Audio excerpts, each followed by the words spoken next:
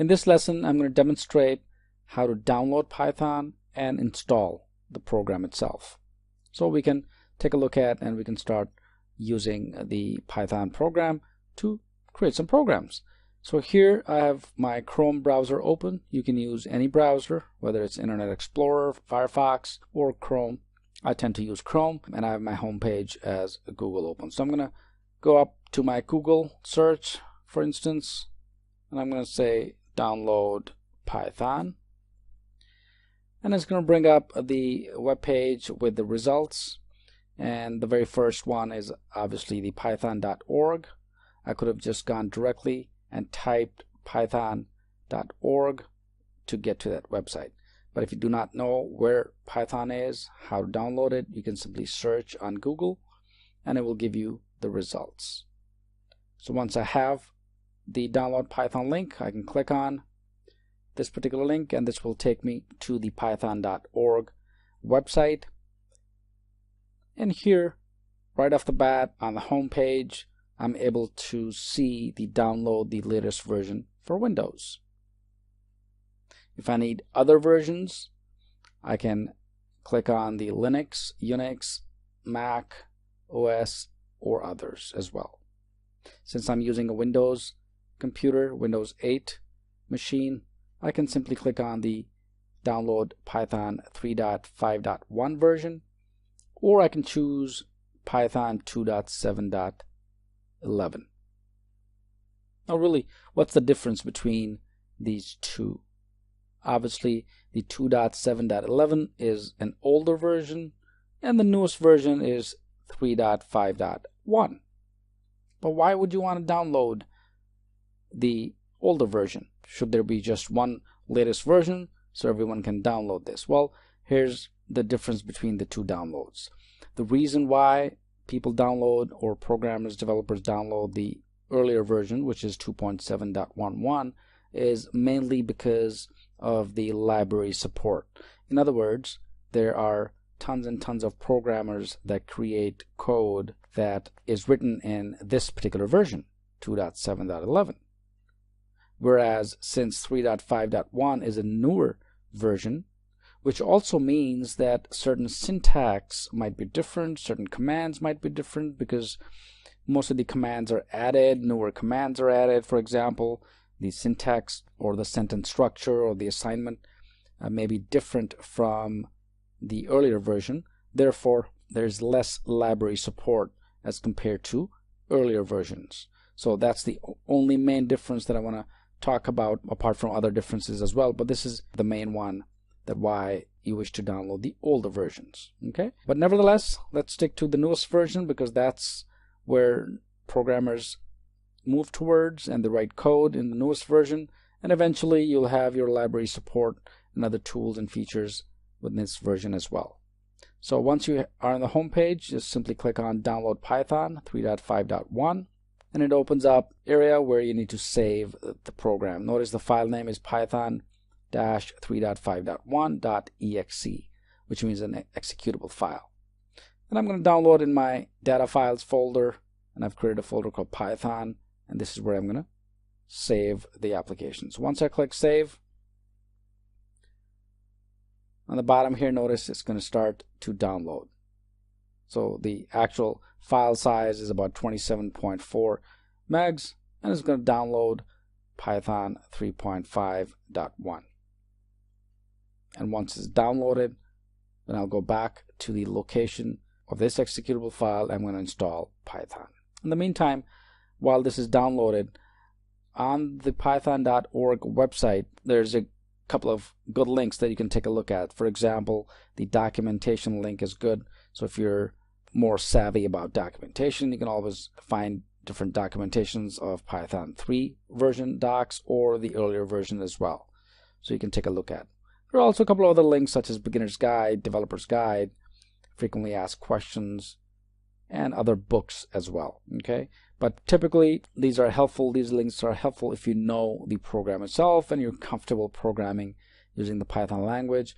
Then you can fish through these and find out various code or set of code, and visit perhaps the community site and take a look at the Python wiki and find different codes. For instance, if you're developing a program, you can always search python.org and get to the place where you need to be. Alright, it seems like our program has successfully been downloaded. I can click right off of my browser to install Python, but just to verify whether it was downloaded on my computer, I'm going to switch to my Windows Explorer so we can see.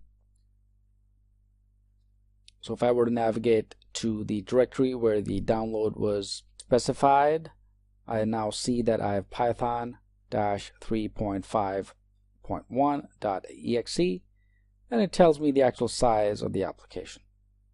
And once again, I can simply run this program by double-clicking on this program. It brings up a dialog box, simply tells me, do you want to run this file?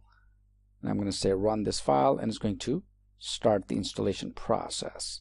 The first step that I see in my install is that this is Python 3.5.1 32-bit version. And I can simply click install now, and it will install the program in the respective directory. So for instance, the current installation directory is displayed. I already have Python installed, okay, so that's why it picks up the default directory. I can always change by click on customize installation and choose the location as well as features as well. So if I were to click on customize installation, notice it gives me several options, such as it will install the documentation along with the program, it will install the PIP, the TCL TK and the idle, Python test suite, and the PyLauncher, and it's going to make it available for all users. So I can pick and choose depending on some of the optional features. I'm going to leave it as default, in other words, install everything. On the bottom, install launcher for all users, which is recommended, and add Python 3.5 to path. Okay, so we're going to leave as is. I'm just going to leave the path also, and I'm going to click on install now. I'm just going to run through the installation process. It's going to initialize, and it's a pretty straightforward process. So it's just going to ask you a couple of screens, next, next, and then it will install the program itself. And it usually takes some time because it installs the development libraries, the actual program itself, the executables, and the progress bar shows you that it's been installed in the background as well. And once again, it also installs the optional items that we selected before the installation process, such as the documentation, the scripts, the TCL TK support, and so on. And finally, it displays a message that setup was successful. And once it's done, you can always click close, and you've successfully installed Python. But how do you know whether it's there or not? In other words, where do you go and in fact open the program? Well, it creates a desktop shortcut. Okay, so I'm going to navigate to my desktop so you can see the actual program, or I can always find within my Windows as well. So if I were to open up my, since I'm using Windows 8 here, if I type Python in the search, notice it's going to bring up a list of items that contain the word Python. Okay, so since, as I mentioned earlier, I already have the Python 3.5 64-bit installed, it's already listed. And now I've successfully installed the Python 3.5, the 32-bit, which is down here. Okay, so notice these are a couple of options here. It's Python 32-bit, and then I have the idle Python 32-bit, same versions. In my next lesson, I'm going to demonstrate and talk about what these are and how do we open these. But for right now, it also installed the manuals and the documents as well. Okay, so I have two versions of Python installed. First, obviously, I was using the 64-bit, so that's there, which is again the first two options here on the list. And then my 32-bit that I just demonstrated, and I installed the 32-bit version. And I can click on the Python idle, for example, the 32-bit version, which I just installed just to make sure that it runs. And it will open up the Python shell for me. Let me maximize this, and here it is. So here, for example, just to see whether I'm using the current version or not, I'm going to type import sys, and then I'm going to say print sys version, and this will display the version of Python that's installed.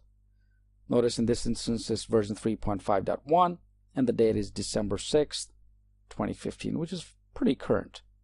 But then again, this is a 32-bit install. So in this lesson, I demonstrated how to search Python, in other words, where to go and find the Python program. Software program is free.